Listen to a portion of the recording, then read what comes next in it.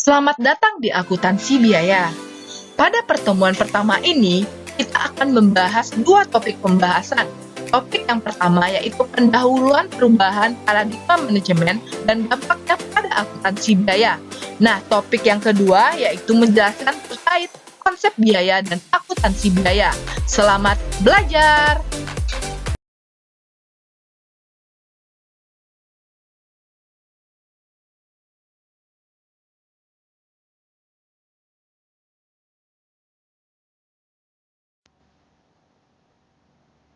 Sekarang kita menjelaskan terkait dengan topik pembahasan yang pertama, yaitu mengenai pendahuluan perubahan paradigma manajemen dan dampaknya pada akuntansi biaya.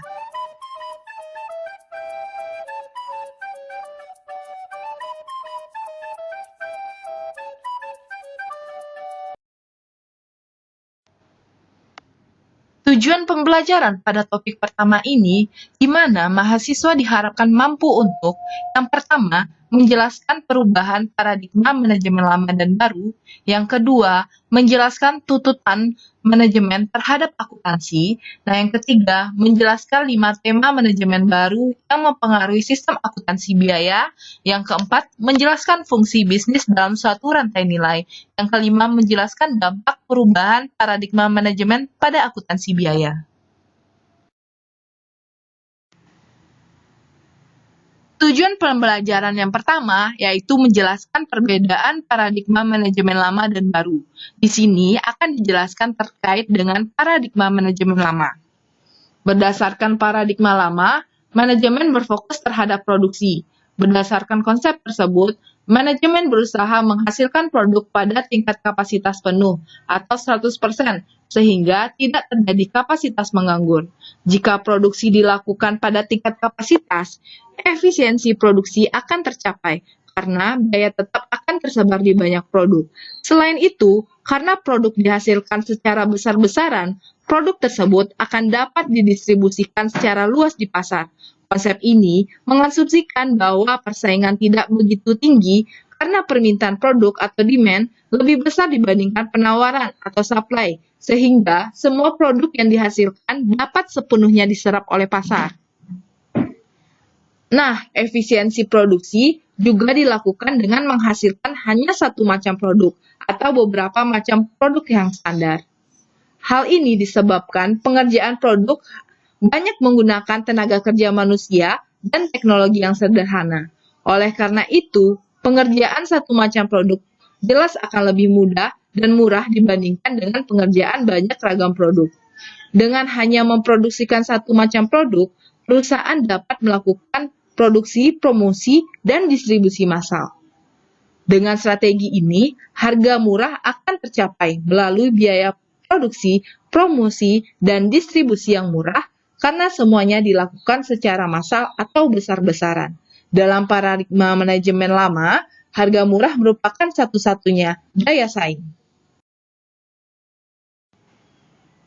Selanjutnya, kita akan membahas terkait dengan paradigma manajemen baru. Pada kondisi persaingan global saat ini, perusahaan menghadapi persaingan yang tajam karena tidak ada lagi batasan negara. Oleh karena itu, perusahaan harus mengubah paradigma manajemennya agar dapat bersaing karena paradigma lama sudah tidak memadai lagi untuk dijadikan sebagai senjata dalam bersaing. Dalam hal ini, perusahaan harus mengubah paradigmanya yang semula berfokus pada produksi menjadi berfokus pada pelanggan. Globalisasi perdagangan mengakibatkan munculnya banyak perusahaan yang menjual produk-produk yang sama. Ini tentu saja akan berdampak terhadap penawaran produk atau supply yang menjadi lebih besar dari permintaan atau demand. Kondisi ini menguntungkan bagi konsumen karena mereka mempunyai banyak pilihan. Sebaliknya, kondisi ini merupakan tantangan bagi perusahaan untuk memenuhi keinginan konsumen, seperti kualitas produk yang bagus, pelayanan yang baik, banyak ragam produk, dan harga yang murah.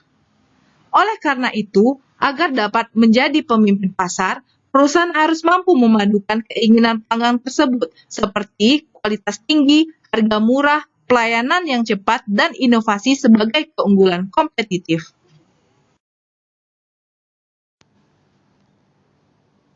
Selanjutnya, kita membahas tentang tujuan pembelajaran yang kedua, yaitu tuntutan manajemen terhadap akuntansi. Dalam persaingan global, pelanggan perusahaan menuntut banyak hal kepada manajemen, seperti kualitas yang bagus, pelayanan yang cepat, inovatif, dan harga yang murah. Untuk memenuhi tuntutan tersebut, manajemen harus melakukan perubahan dalam pengelolaan perusahaan. Oleh karena itu, manajemen yang sukses adalah manajemen yang mampu memuaskan pelanggannya. Manajemen adalah salah satu pelanggan akuntansi. Sehingga akibat tekanan pelanggannya, manajemen juga menuntut banyak hal kepada akuntan. Apa saja sih yang dituntut manajemen kepada akuntan? Yaitu yang pertama, informasi akuntansi yang akurat dan tepat waktu. Nah, yang kedua, informasi akuntansi yang dapat digunakan untuk menciptakan daya saing perusahaan. Nah, yang ketiga, informasi akuntansi yang bernilai dan berguna dalam pengambilan keputusan. Oleh karena itu, akuntan yang sukses adalah mereka yang mampu memuaskan kebutuhan manajemen dalam menciptakan daya saing. Tujuan pembelajaran yang ketiga menjelaskan 5 tema manajemen baru yang mempengaruhi sistem akuntansi biaya. Perubahan paradigma manajemen menghendaki dilakukannya penilaian kembali atas desain sistem akuntansi biaya. Perusahaan perlu mendesain ulang sistem akuntansi biaya yang memadai untuk mendukung perubahan metode operasional perusahaan. Gambar tersebut memperlihatkan 5 tema utama pendekatan manajemen baru, di mana di dalam gambar tersebut dijelaskan kesuksesan perusahaan tergantung pada kepuasan pelanggan terhadap produk dan pelayanan yang diberikan oleh perusahaan. Oleh karena itu, dalam tema manajemen baru, pelanggan merupakan inti dari kesuksesan perusahaan. Jika pelanggan puas dengan produk dan pelayanan yang diberikan oleh perusahaan, keuntungan perusahaan akan datang dengan sendirinya. Kepuasan pelanggan dapat dicapai melalui hal-hal yang dijelaskan sebagai berikut. Yang pertama, kepuasan pelanggan dapat dicapai melalui faktor utama kesuksesan, yaitu faktor yang secara langsung mempengaruhi kepuasan pelanggan, seperti biaya, mutu, waktu, serta inovasi produk dan jasa. Perusahaan harus mampu menghasilkan produk dengan biaya rendah, waktu pemrosesan yang pendek, kualitas yang bagus, dan inovatif. Yang kedua, kepuasan pelanggan dapat dicapai melalui analisis rantai nilai menyeluruh. Rantai nilai adalah fungsi bisnis yang memberikan nilai tambah kepada produk atau jasa yang dihasilkan. Akuntansi biaya memainkan peranan penting dalam menghitung biaya di sepanjang rantai nilai. Berikut ini 2 aspek terkait analisis rantai nilai menyeluruh. Yang pertama, memperlakukan setiap fungsi bisnis, yaitu lead bank, desain produk atau jasa atau proses, lalu produksi, pemasaran, distribusi, layanan pelanggan, serta fungsi strategi dan administrasi sebagai suatu kontributor yang penting dan bernilai. Nah, yang kedua, mengintegrasikan dan mengkoordinasikan upaya-upaya dari semua fungsi bisnis di samping mengembangkan kemampuan dari setiap fungsi bisnis tersebut. Selanjutnya, yang ketiga, kepuasan pelanggan dapat dicapai melalui perusahaan yang mampu mengelola lingkungan internal dan eksternal secara efektif dan efisien. Nah, yang terakhir, kepuasan pelanggan dapat dicapai melalui perbaikan berkelanjutan. Untuk memuaskan pelanggan, perusahaan harus melakukan perbaikan berkelanjutan. Perbaikan berkelanjutan merupakan upaya pencarian tiada akhir untuk mencapai kinerja perusahaan yang tinggi. Perbaikan berkelanjutan dapat diterapkan di semua aspek di sepanjang rantai nilai. Misalnya, untuk meningkatkan kualitas produk dan pengurangan waktu, biaya, dan aktivitas. Tujuan pembelajaran yang keempat yaitu menjelaskan fungsi bisnis dalam suatu rantai nilai. Nah, rantai nilai itu apa? Yaitu rantai nilai adalah fungsi bisnis yang memberikan nilai tambah produk atau jasa yang dihasilkan. Rantai nilai menyeluruh atau total value chain mencakup rantai nilai hulu perusahaan atau pemasok sampai rantai nilai hilir perusahaan atau pelanggan.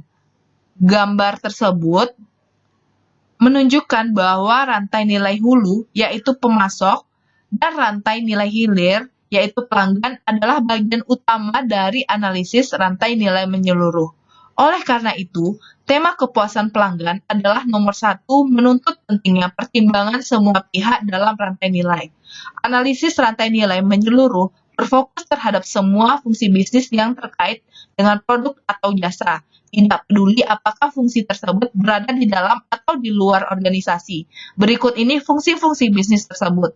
Yang pertama, penelitian dan pengembangan. Nah, yang kedua, perancangan produk, jasa, atau proses. Nah, yang ketiga, produksi. Yang keempat, pemasaran. Yang kelima, distribusi. Yang keenam, layanan pelanggan.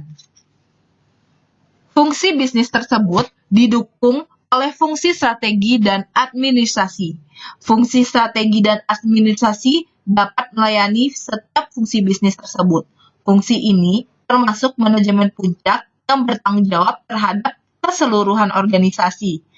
Tugas administrasi umum seperti manajemen sumber daya manusia, masalah hukum, perencanaan pajak, dan sejenisnya termasuk dalam fungsi strategi administrasi.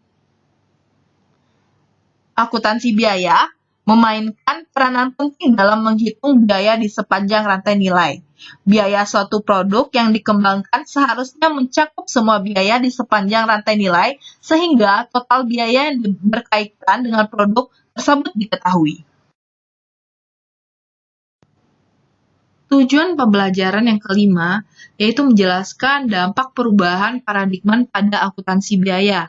Nah, yang pertama, di perusahaan yang menghasilkan banyak ragam produk, perhitungan harga pokok produk menjadi lebih rumit karena kita perlu mengalokasikan biaya produksi ke masing-masing jenis produk secara akurat.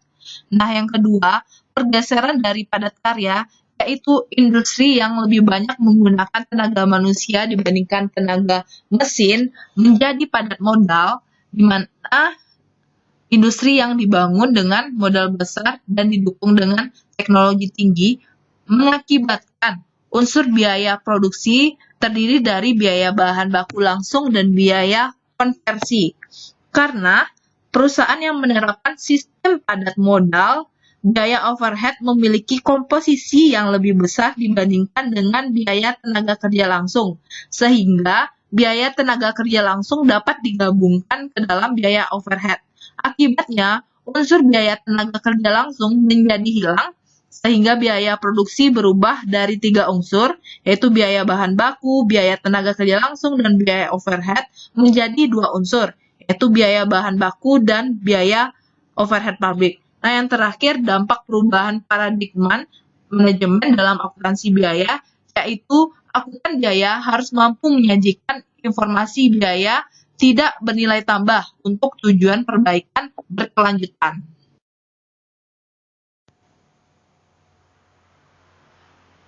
Kita masuk dalam pembahasan yang kedua ya, yaitu konsep biaya dan akuntansi biaya.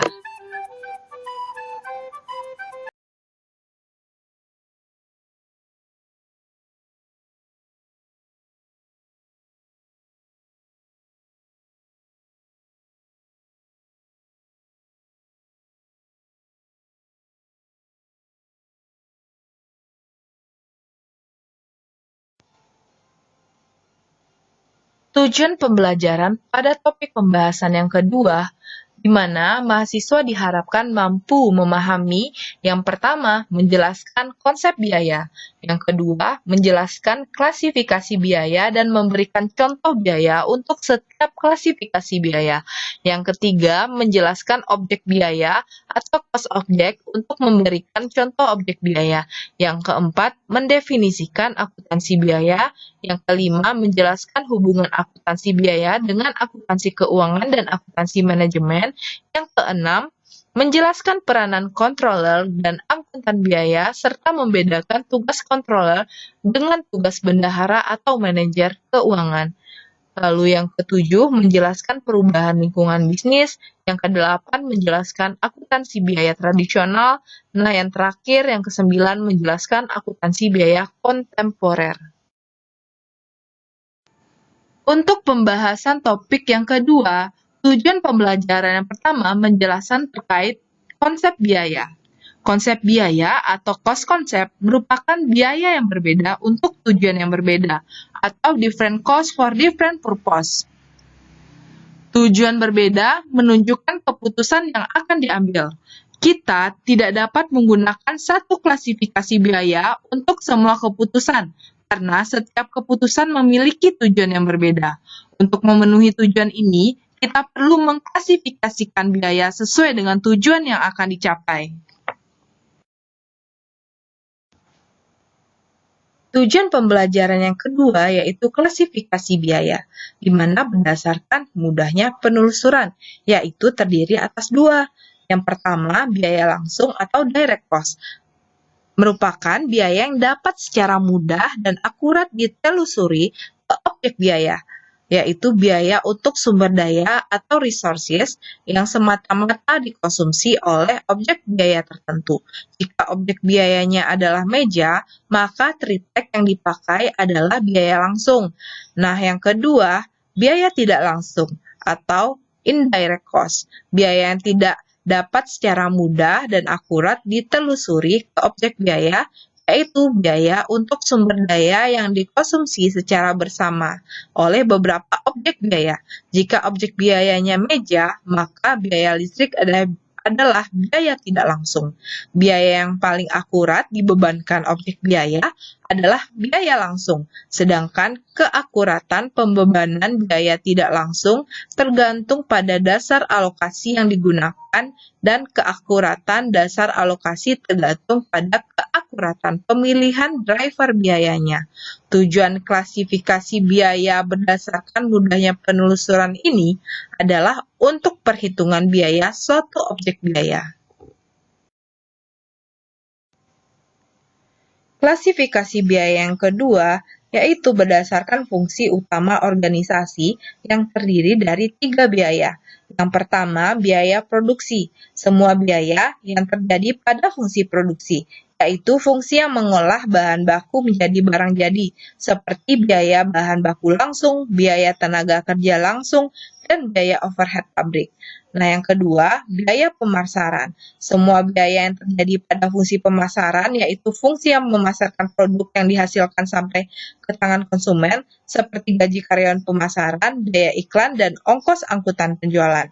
Nah, yang ketiga, biaya administrasi dan umum. Semua biaya yang terjadi pada fungsi administrasi dan umum, seperti gaji karyawan dan biaya penyusutan peralatan pada departemen, personalia, atau akuntansi atau keuangan. Biaya pemasaran dan biaya administrasi dan umum disebut juga biaya operasi atau operating expense. Tujuan pengklasifikasian biaya ini berdasarkan fungsi utama organisasi adalah untuk penyusunan laporan laba rugi kepada pihak eksternal.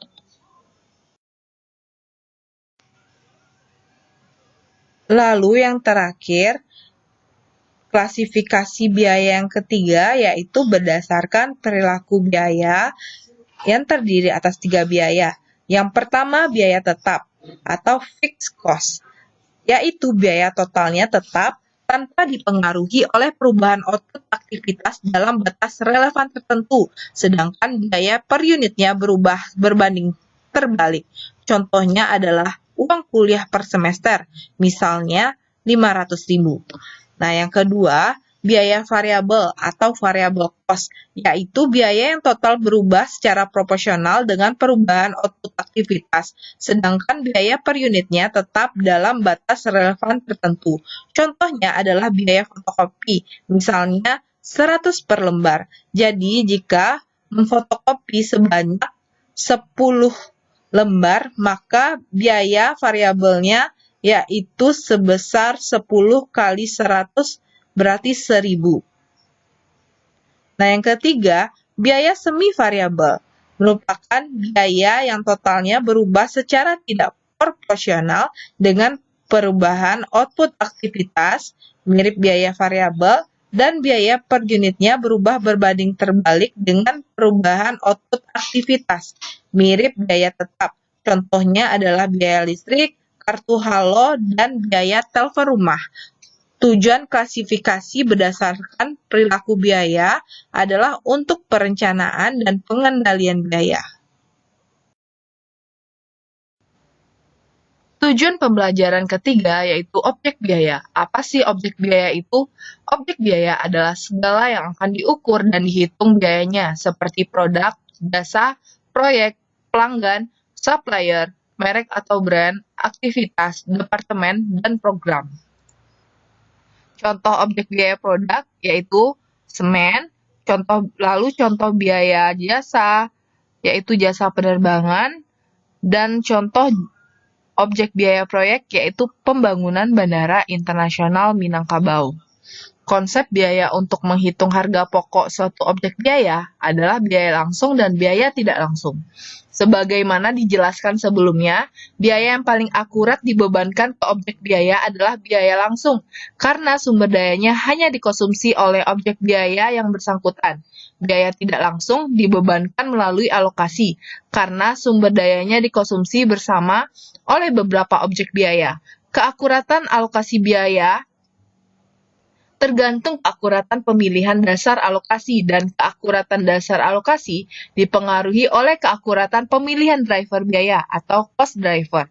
Nah, cost driver sendiri itu adalah faktor-faktor yang menimbulkan terjadinya biaya, seperti unit produksi, jam kerja langsung, dan jam mesin. Selanjutnya dijelaskan hubungan biaya langsung dan biaya tidak langsung dengan objek biaya.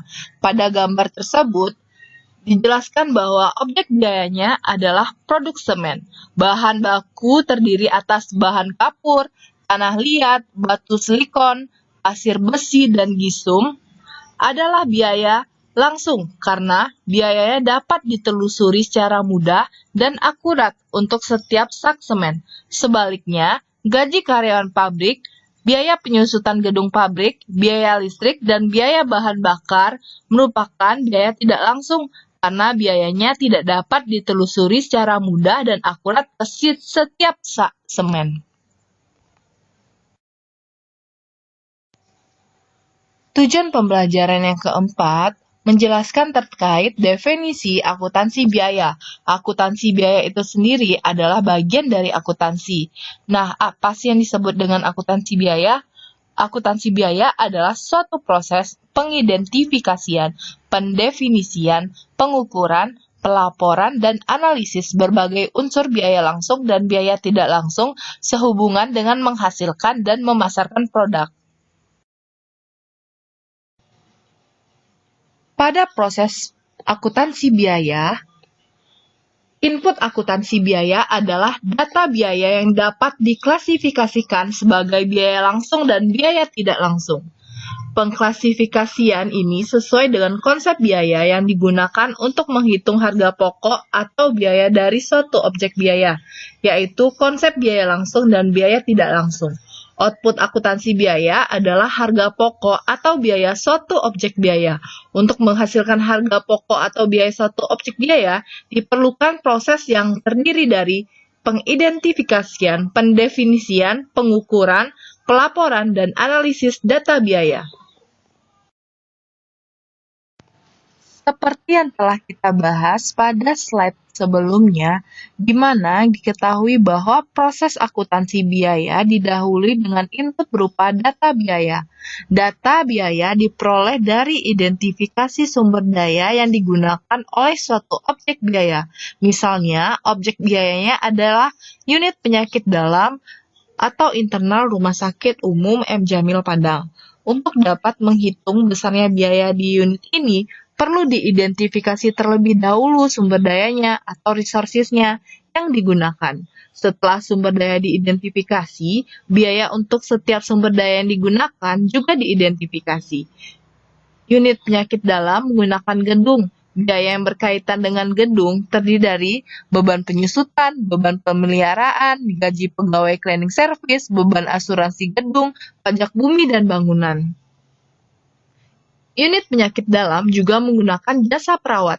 Biaya yang berkaitan dengan perawat terdiri dari gaji perawat, tunjangan perawat, beban baju seragam perawat, beban konsumsi, beban transportasi. Masih banyak lagi sumber daya yang digunakan oleh unit ini, seperti telepon, listrik, air, komputer, serta perlengkapan dan peralatan lainnya.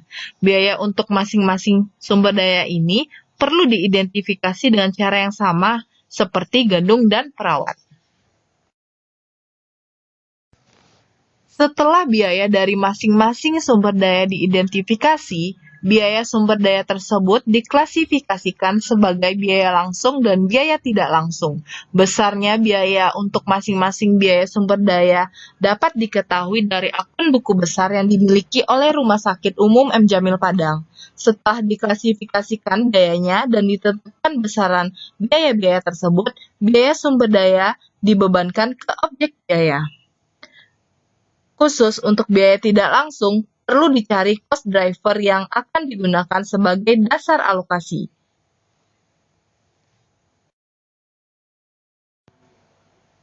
Tujuan pembelajaran yang kelima yaitu menjelaskan terkait hubungan akuntansi biaya, akuntansi manajemen, dan akuntansi keuangan. Sebelum kita membahas hubungannya, kita harus mengetahui dulu apa itu akuntansi keuangan dan apa itu akuntansi manajemen. Akuntansi keuangan terdiri dari pengantar akuntansi keuangan menengah, dan akuntansi keuangan lanjutan. Tujuan akuntansi keuangan yaitu menghasilkan laporan keuangan berupa laporan posisi keuangan, laporan laba rugi, laporan arus kas, dan catatan atas laporan keuangan berdasarkan standar akuntansi keuangan. Tujuan akuntansi manajemen adalah membuat perencanaan dan pengendalian biaya. Output akuntansi manajemen adalah laporan akuntansi yang ditunjukkan kepada manajemen. Tentunya pembahasan selanjutnya mengenai hubungan akuntansi biaya, akuntansi manajemen, dan akuntansi keuangan. Apa sih hubungannya? Akuntansi keuangan dan akuntansi manajemen memerlukan informasi harga pokok produksi per unit. Informasi harga pokok produksi per unit itu dihasilkan oleh akuntansi biaya. Akuntansi keuangan memerlukan informasi harga pokok per unit untuk tujuan penilaian persediaan di laporan posisi keuangan dan perhitungan harga pokok penjualan yang terdapat dalam laporan laba rugi.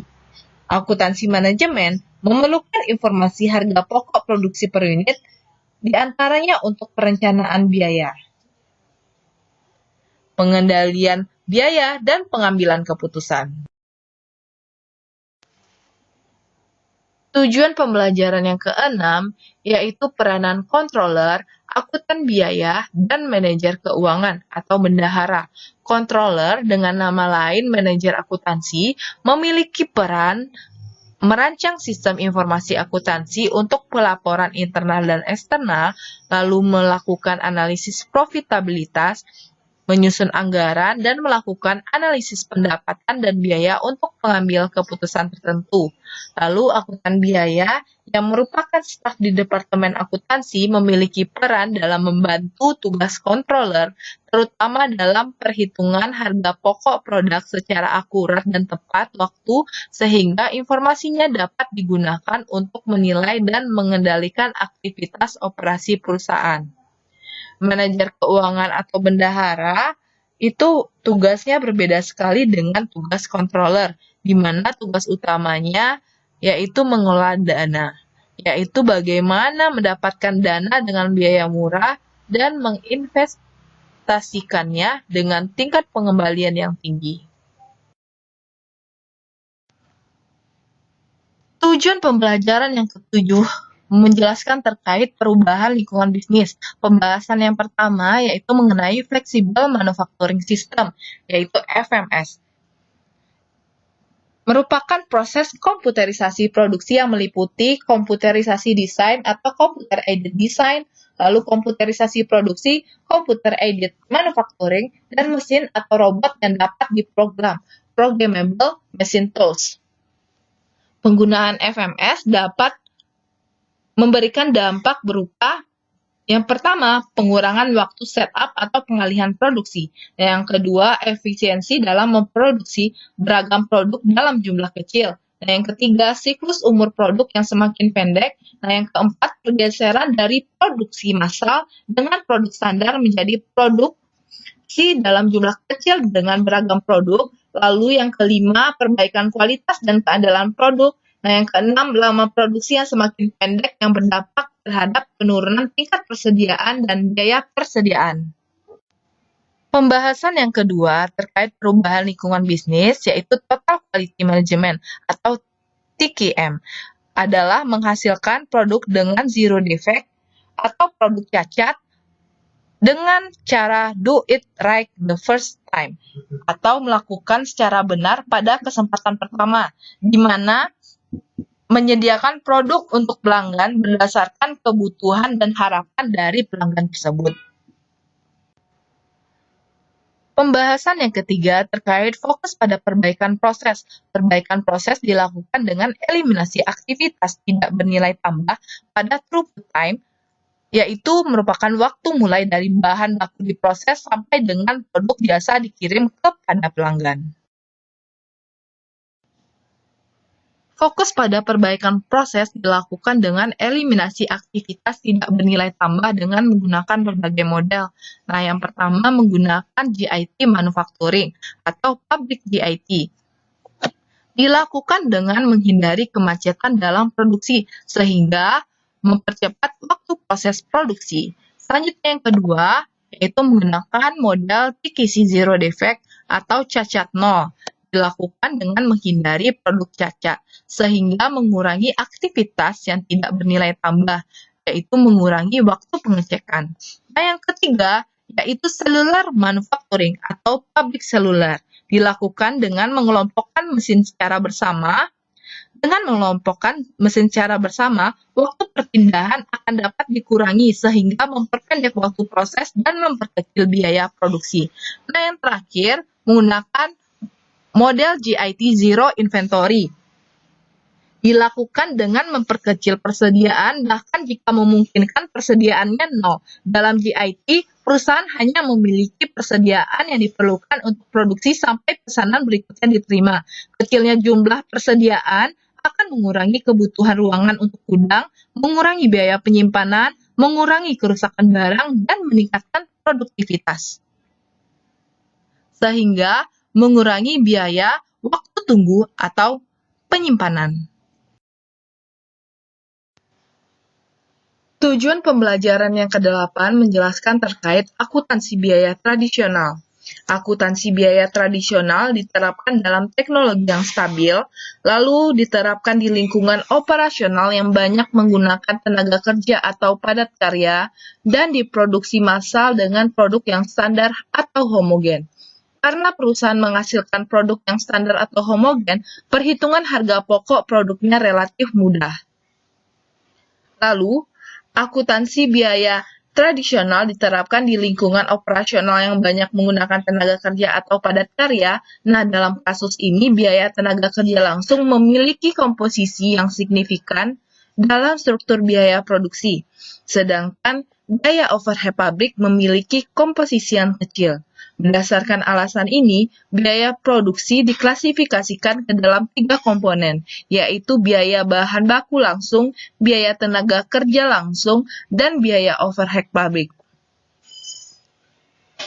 Lalu, akuntansi biaya tradisional hanya membebankan biaya produksi ke produk, sedangkan biaya lain yang berkaitan dengan produk seperti beban penelitian dan pengembangan, beban pemasaran, beban distribusi, dan beban layanan pelanggan tidak dibebankan ke harga pokok produk. Oleh karena itu, akuntansi biaya tradisional tidak memadai untuk manajemen biaya strategi. Selanjutnya, perhitungan harga pokok produk dalam akuntansi biaya tradisional dilakukan setelah produk selesai dibuat.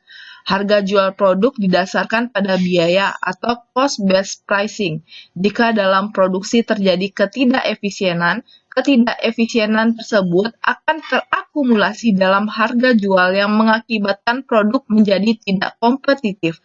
Harga jual produk dihitung dengan rumus sebagai berikut, yaitu harga jual sama dengan biaya produksi ditambah laba yang diharapkan.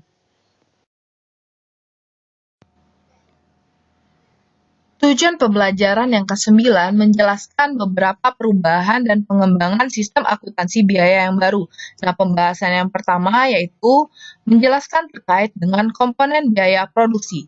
Lingkungan operasional kontemporer yaitu menekankan industri lebih menggunakan tenaga kerja mesin dibandingkan tenaga kerja manusia. Maka dari itu, biaya tenaga kerja langsung memiliki komposisi yang kecil dalam biaya produksi, sedangkan biaya overhead pabrik memiliki komposisi yang signifikan dalam biaya produksi. Maka dari itu, biaya produksi berubah dari 3 komponen menjadi 2 komponen. Kedua komponen tersebut yaitu biaya bahan baku langsung dan biaya konversi yang merupakan gabungan antara biaya overhead pabrik dan biaya tenaga kerja langsung. Nah, yang kedua, perubahan dan pengembangan sistem akuntansi biaya yang baru yaitu perhitungan harga pokok produk berdasarkan aktivitas, di mana perhitungan harga pokok produknya itu berfokus pada aktivitas atau proses, bukan lagi pada fungsi produksi atau unit dalam organisasi yang terdapat dalam akuntansi biaya tradisional. Di sini, aktivitas merupakan fokus utama manajemen. Dalam manajemen biaya kontemporer, aktivitaslah yang dikelola, bukan biaya. Nah, yang ketiga, dari perubahan dan pengembangan sistem akuntansi biaya yang baru, yaitu dijelaskan terkait perhitungan harga pokok Kaizen yang dirancang untuk menjamin perbaikan berkelanjutan dengan cara pengurangan biaya atau cost reduction secara berkelanjutan. Kaizen costing menetapkan target pengurangan biaya yang harus dicapai, bukan target biaya yang harus dicapai sebagaimana dalam akuntansi biaya tradisional. Jika terdapat perbedaan dalam perbandingan target pengurangan biaya dibandingkan dengan pengurangan biaya sesungguhnya, maka perlu diinvestigasi. Jika pengurangan biaya sesungguhnya lebih besar dari target pengurangan biaya, kinerja manajer dinilai baik. Selanjutnya, yang keempat yaitu perhitungan harga pokok daur hidup produk, di mana diterapkan pada produk yang memiliki umur yang pendek. Contohnya, produk berbasis teknologi seperti elektronik, telepon seluler, dan otomotif. Perhitungan harga pokok daur hidup produk melacak dan mengumpulkan biaya produk mulai dari penelitian dan pengembangan sampai dengan pemasaran akhir ke pelanggan. Lalu yang kelima, perubahan sistem akuntansi biaya yang baru yaitu perhitungan harga pokok target atau target costing, di mana diterapkan di tahap pengembangan produk baru. Jadi sebelum produk dibuat, perusahaan perlu menetapkan harga yang pelanggan bersedia membayar dengan mempertimbangkan harga pesaing dan tambahan fungsi produk. Harga pokok target itu ditentukan sebelum produk dibuat dengan cara mengurangkan target harga jual dengan target laba yang diinginkan. Jika perusahaan tidak dapat menghasilkan produk berdasarkan harga pokok target, produk tersebut tidak dihasilkan. Lalu yang terakhir yaitu backflash costing, yaitu mengaplikasikan konsep just in time untuk persediaannya, di mana perhitungan harga pokok ini mempercepat proses akuntansi karena tidak adanya jurnal yang dibuat pada saat pemakaian bahan baku dan tidak adanya jurnal untuk mencatat selisih biaya. Nah, dari keenam perubahan akuntansi biaya kontemporer, di dalam mata kuliah akuntansi biaya ini akan dibahas lebih lanjut yaitu terkait dengan perhitungan harga pokok produk berbasis aktivitas atau activity based costing atau yang disebut dengan ABC.